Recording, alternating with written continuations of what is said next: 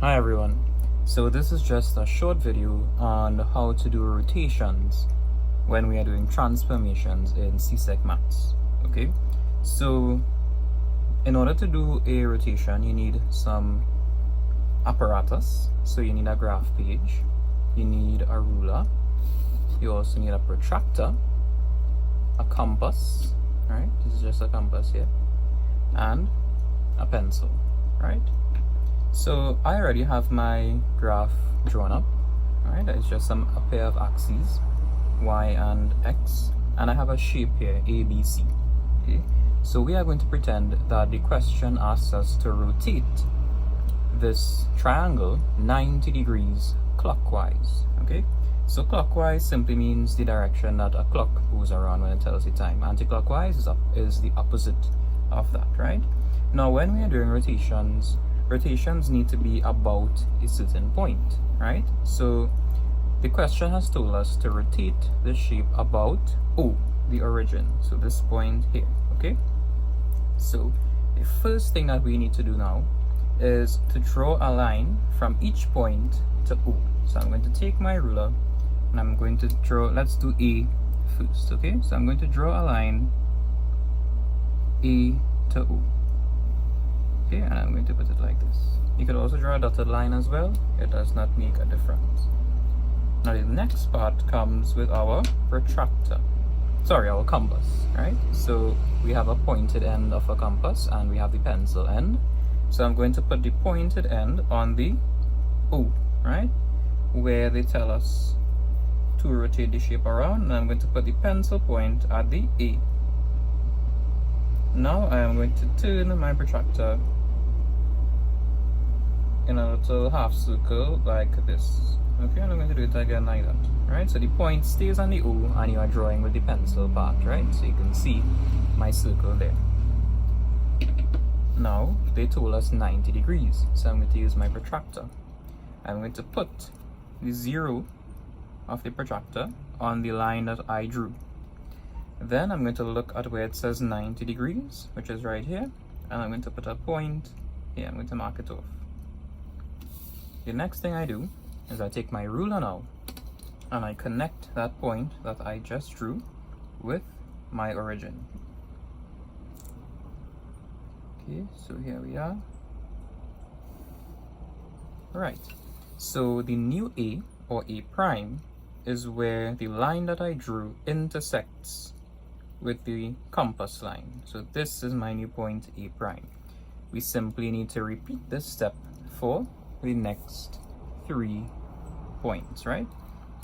So let's take B now. So from B to O we have this line here.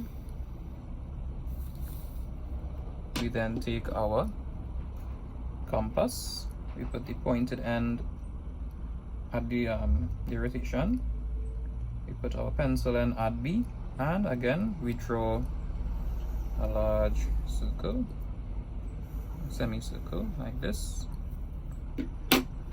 and then we take our protractor, we put the zero on the line that we drew, which was the B now. Okay, so right around there, and then we look at the 90 degree mark. We put a mark here, 90 degrees, and then we simply draw from the origin to we point like this, and we will then get this point here, right? This is our new B.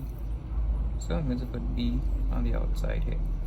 Now the last one, you do the same thing again. You take C, you put it at the O, you draw a line connecting them like this. You take your protractor, you take your compass, mark it at C, and then you draw a similar line going around like this. It just so happens that the B compass and the C compass lines are the same. That's no problem. So we take our zero mark, we put it at the line that we just drew. It's right around here. And we look at the 90-degree mark, which is here. And then we connect that point that we just made to the origin one last time.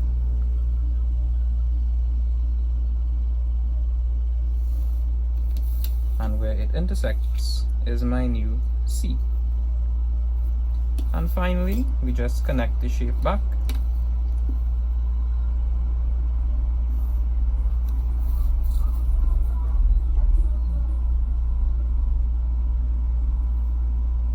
Like so, and like this. This is B prime, this is C prime. So here I have my original shape. I have done the rotation, and this is my new shape. This is the rotated shape here. It's the same size as the original shape. Nothing has changed except for the orientation. So the shapes are congruent. Okay, they are the same angles, same size, and they have the same lines of symmetry. They are exactly the same. Alright, and that is how to do rotational symmetry in a nutshell. Okay, thank you very much.